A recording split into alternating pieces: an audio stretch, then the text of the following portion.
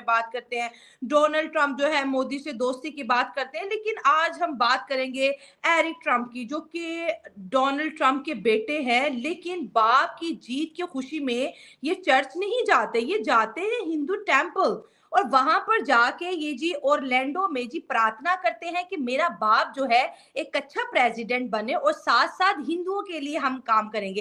हर जगह आप देखें 2024 में, छोटी खबर हो या बड़ी खबर हो, हर जगह हाईलाइट क्या है जी, हिंदू, हमें हिंदू चाहिए, हिंदू चाहिए, हिंदू ब्रेन चाहिए, हिंदू इन्वेस्टमेंट चाहिए, हिंदू हिंदू हिंदू। 10,000 साल से जिस हिंदू को इग्नोर किया जा रहा था, 2024 में वो मुस्लिम हो, वो क्रिश्चियन हो, वो बौद्ध हो, वो पारसीज हो, वो कोई भी हो, उनको हिंदू ही क्यों चाहिए। और सुपर पावर तो मुझे लगता है कि हिंदुओं के दम से ही आगे बढ़ने की कोशिश करी है। अब ये एरिक ट्रम्प टेंपल क्यों जाते हैं, हिंदुओं से क्यों बात करते हैं, और इनके फादर डोनाल्ड ट्रंप कहते हैं I love Hindu and I love India, और फिर कहते हैं कि India and Modi both are significant.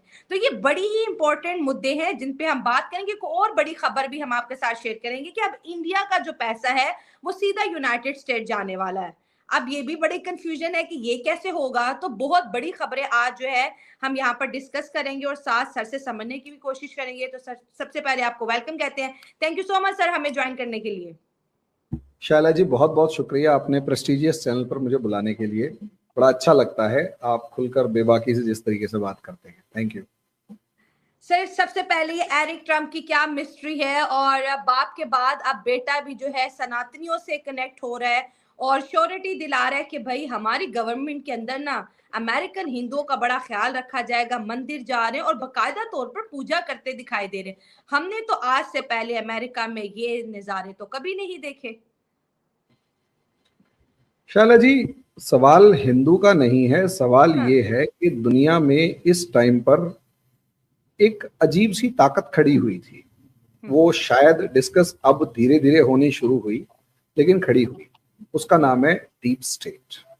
दुनिया पर कंपनियों ने कब्जा कर लिया, और वो इस लेवल पर कब्जा किया कि आप देखें कि गूगल, फेसबुक, इंस्टा, ये रॉकफेलर और न जाने बहुत रॉकचाइल्ड वगैरह इतनी कंपनियां थी और ये इतनी ऑर्गेनाइजेशंस थी कि उन्होंने एक एक करके पहले तो अपनी सरकारों को अपने कंट्रोल में किया और उसके बाद दुनिया भर की सरकारों को अलग अलग तरीके से कंट्रोल किया। अब पूरे यूरोप के अंदर अगर आप देखते हैं तो इन्होंने इस तरीके का एक नैरेटिव सेट किया कि यूरोप के अंदर अरब्स अगर आते हैं या बाहर से लोग आते हैं तो वो अच्छे होंगे। अब वो अगर अच्छे होंगे तो ऑब्वियस सी बात है उससे बेनिफिट मिलेगा, तो ठीक है जी, बेनिफिट के नाम पर वो आ गए। आज के दिन उन्होंने जिस तरीके से यूरोप की बैंड बजाई है वो बताइए। दूसरी तरफ अमेरिका में भी अगर आप देखेंगे तो अमेरिका का ना तो एजुकेशन सिस्टम अच्छा ना और कुछ। पूरा का पूरा एजुकेशन सिस्टम इस तरीके से है कि पूरे मतलब जितने भी वहां पर यूथ पढ़ लिख के निकल रहा है वो टोटल 25% ही ऐसा है जो ग्रेजुएट करता है। वहीं इंडियंस के अंदर 60-65-70% ऐसे हैं जो ग्रेजुएशन करते हैं। तो अंदाजा लगाकर आप देख सकते हैं कि अमेरिका, और यही एक रीजन है कि अमेरिका की जो यूथ है वो टोटल यूथ का 25-30%, 36% तक ड्रग एडिक्ट है, क्योंकि उसको कॉम्पिटिटिव बिहेवियर या कॉम्पिटिटिवनेस सिखाई नहीं गई। वहीं अगर एक हिंदू बच्चा जो है, नॉर्मली कहीं पर भी आपको मिलेगा, हमारी कंट्री में इतने एफर्ट्स करवाए जाते हैं कि बच्चे को मतलब 7वीं 8वीं क्लास से कंपटीशन की तैयारी करवानी शुरू कर देते हैं। 11वीं 12वीं तक तो वो पूरे तरीके से एस्टेब्लिश हो चुका होता है, और उसके बाद जब वो दुनिया में निकलता है तो उसे प्रेशर झेलने की आदत होती है। तो अब प्रेशर की वजह से जो कमजोर दिमाग वाला है वो ड्रग एडिक्ट बनता है। अब 7वीं क्लास से 8वीं क्लास से उसको प्रेशर झेलने की आदत डाल दी, तो जैसे ही वो बाहर निकलता है तो उसे किसी ड्रग्स की जरूरत नहीं, किसी चीज की जरूरत नहीं है, वो तो उसके लिए तो नॉर्मल है, क्योंकि वो 12-12, 15-15 घंटे वैसे ही पढ़ के आया, वैसे प्रेशर झेल के आया। तो एक तरफ तो हमारा जो ट्रेडिशन है, हमारा जो कल्चर है, मैं ये नहीं कह रहा सभी, उसमें जो पढ़ी लिखी कम्युनिटी और इस टाइम पर जो अमेरिका के अंदर कम्युनिटी है वो इसका असर क्या हुआ। अमेरिका के अंदर जो हिंदू पॉपुलेशन है वो जस्ट 1% है, जस्ट 1%। और अमेरिका के अंदर जो डायरेक्ट टैक्सेस रिसीव होते हैं उसका 6% हिंदूज देते हैं, यानी टोटल पॉपुलेशन का 6 गुना कंट्रीब्यूशन है जीडीपी के अंदर या टैक्सेस के अंदर। तो इससे आपको एक चीज समझ में आएगी कि अल्टीमेटली ये लोग वो हैं जो अपनी, जो नॉर्मली वेल्दी मिलेंगे तो ऑब्वियस सी बात है, इलेक्शन लड़ने के लिए डोनेशन चाहिए तो वो भी मिलेगा। अच्छा, सबसे बड़ी बात, ये लोग डेमोक्रेसी के लिए कुछ ज्यादा डेडिकेटेड है, तो इनकी वोट परसेंट भी नॉर्मली ज्यादा होती है। ये जो वोट डालते हैं वो आम पॉपुलेशन अगर 30% वोट डालती है, तो इस 1% का अगर 90% वोट पड़ रहा है, 80% वोट पड़ रहा है, तो इसका मतलब ये है कि वो जो 90% है वो अपने आप को 1 की जगह 9% कर देता है या 10% कर देता है। और क्योंकि ये वोकल हैं, इन्फ्लुएंशियल हैं, लोगों को एम्प्लॉयमेंट दे रहे हैं, उनसे इंटरेक्ट कर रहे हैं, तो कहीं ना कहीं एक नैरेटिव सेट करने पे भी ग्राउंड लेवल पे एक इंपॉर्टेंट रोल प्ले करते हैं। इस वजह से अमेरिका की ग्राउंड रियलिटी को अगर आप देखते हैं तो यहां पर हिंदूज का एक कंट्रीब्यूशन स्ट्रांग है। उस स्ट्रांग कंट्रीब्यूशन को अगर इस टाइम पर देखेंगे तो दुनिया में हिंदू इस टाइम पर विक्टिम भी है। आप कनाडा में देखेंगे तो दिवाली वाले दिन कनाडा में हिंदुओं को दिवाली नहीं मनाने दी गई। अगर आप बांग्लादेश में देखेंगे तो बांग्लादेश में दिवाली वाले दिन हिंदुओं को आर्मी ने घरों में घुस के मारा। तो इस चीज का पूरी दुनिया पर एक असर है कि अल्टीमेटली भाई ये लोग मेहनती भी हैं, पैसे वाले भी हैं। बांग्लादेश में भी जो हिंदू है उनका भी कंट्रीब्यूशन कंपैरेटिवली आम पॉपुलेशन के बहुत ज्यादा है।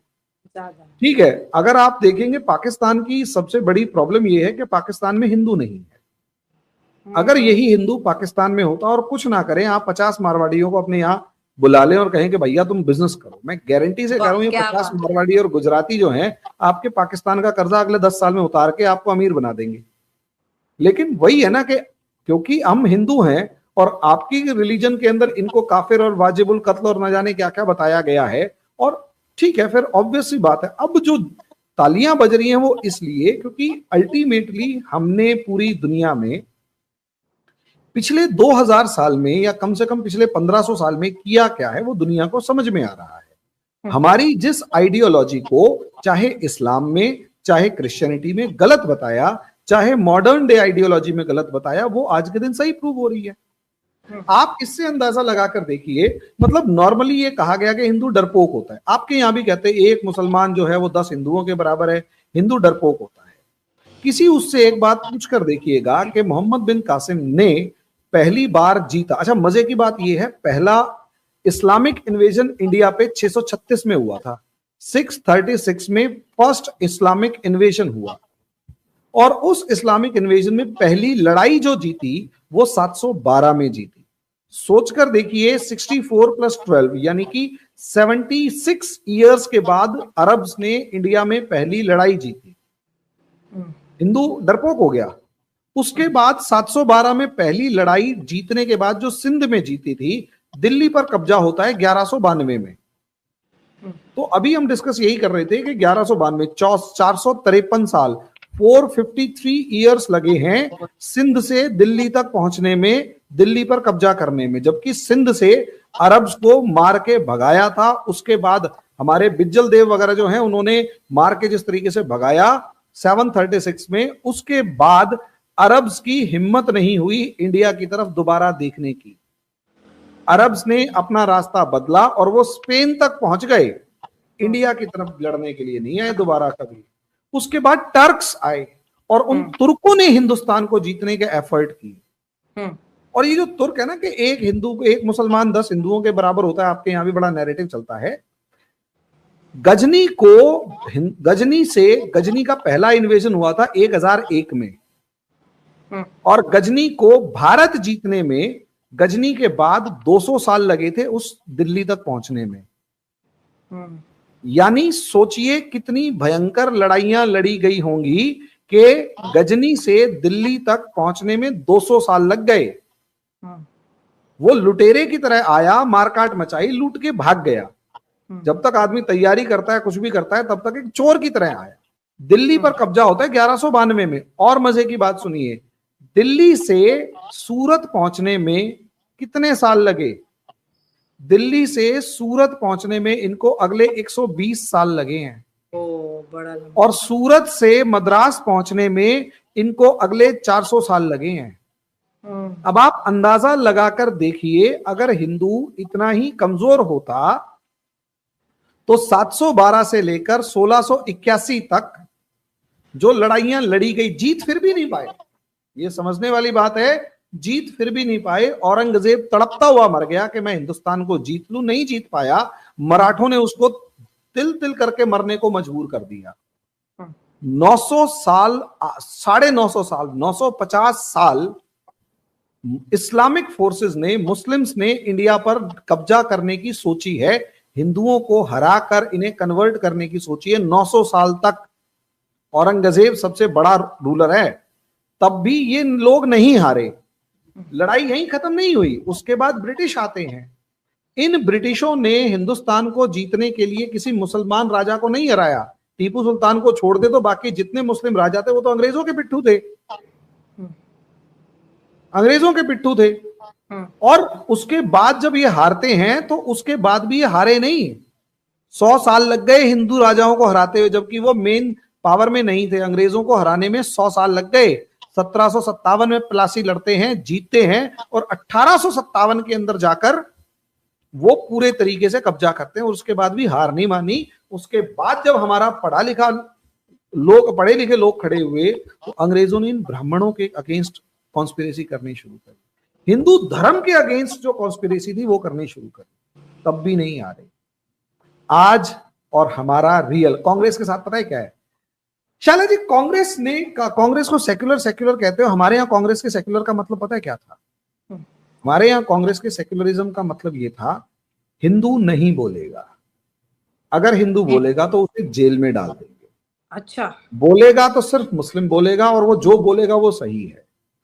जो राइट्स, आप सोचकर देखिए, हमारे हिंदू मंदिरों में हम जितना दान करते हैं, चढ़ावा चढ़ाते हैं, उसका 80% गवर्नमेंट ले जाती है,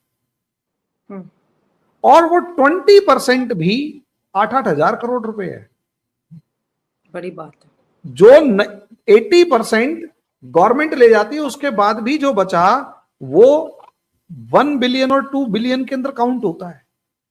जितना आप लोन मांगते हैं, उतना लोन, उतना पैसा हमारे मंदिरों के अंदर हर साल बच जाता है, जो सरकार छीन के दे आती है उसके बाद। अब आप अंदाजा लगाइए कि हमारे यहां मंदिरों का लेवल क्या होगा, यानी हिंदुओं का। अब उसके बाद ये चीज देखिए, ये क्या है, मंदिरों के अंदर हमारे यहाँ साइंस एंड टेक्नोलॉजी। अच्छा, इन मंदिरों के, कांग्रेस ने तो ये कानून बनाया था कि हमारा 80% पैसा छीन लिया जाए। आज तक जो भी ये कानून, ये अंग्रेजों ने, पहले अंग्रेजों ने बनाया कि मंदिरों का पैसा छीनो, और उसके बाद कांग्रेस ने बनाया, और वो पैसा छीन के क्या कर रहे हैं? हमारी जमीनें छीन लेते हैं मंदिरों की। कांग्रेस सरकारें हमारे मंदिरों की जमीनें छीन लेते हैं। तमिलनाडु में 1500 साल पुराना मंदिर है, वो वक्फ प्रॉपर्टी डिक्लेयर हो गया। और मुसलमानों को हमारे यहां क्या परमिशन दे रखी है? अगर किसी वक्फ बोर्ड ने नोटिस भेज दिया कि ये प्रॉपर्टी, मंदिर भी जो है वो वक्फ प्रॉपर्टी है, तो वो मंदिर वक्फ प्रॉपर्टी है, उसको चैलेंज नहीं कर सकता कोई। ये कानून कांग्रेस ने बनाया। मोदी के बारे में लोग गालियां बकते हैं कि भाई मोदी ने क्या किया, मोदी ने हिंदुओं को भड़का दिया, भड़का दिया, भड़का दिया। मोदी ने हिंदुओं को भड़काया नहीं, मोदी ने सिर्फ हिंदुओं को बोलने की आजादी दे दी। और हिंदू अगर बोल रहा है और किसी मुसलमान को जवाब दे रहा है तो उसे जेल में नहीं डाले। कांग्रेस ने हमारे साथ ये किया था कि अगर हिंदू मुसलमान को कोई जवाब दे देगा तो हिंदू जेल में डाल दिया जाएगा। ये बीजेपी ने हमें सिर्फ इतना राइट दिया, और 10 साल में दुनिया के अंदर डंका बजता हुआ आपने देखा।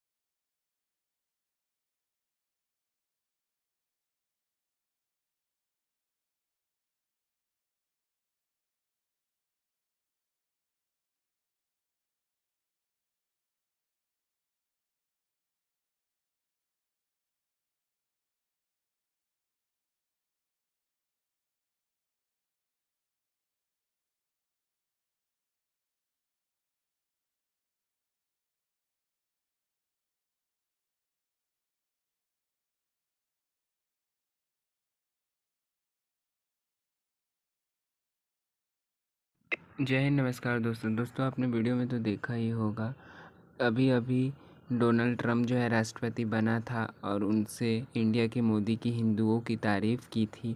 अब एक और नया झमेला आ गया कि दोस्तों ट्रम्प का जो बेटा है वो मंदिर पहुंच गया है और वो मंदिर में पूजा कर रहा है कि तो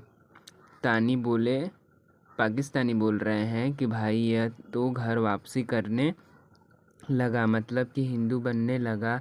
और इसमें ही दोस्तों यहाँ पर इस वीडियो में आप देखा होगा कि जो नया नायला है वो एक एंकर है, मतलब साथ में इंडिया के भी कोई हैं। मैंने आज से पहले इनको नहीं देखा, लेकिन जिस तरीके से धुलाई की है दोस्तों पाकिस्तानी की पूरी मुसलमानों की ओर से जो फैक्टर रखे हैं ना, और मैंने थोड़ा बहुत वीडियो देखा है, काफ़ी अमेजिंग लगा। तो चलिए आपने भी देखा होगा कि वीडियो कैसा है। अगर वीडियो अच्छी लगी हो तो प्लीज़ लाइक शेयर सब्सक्राइब करना ना भूलें। मिलते हैं वीडियो के नेक्स्ट वीडियो में, तब तक के लिए जय हिंद।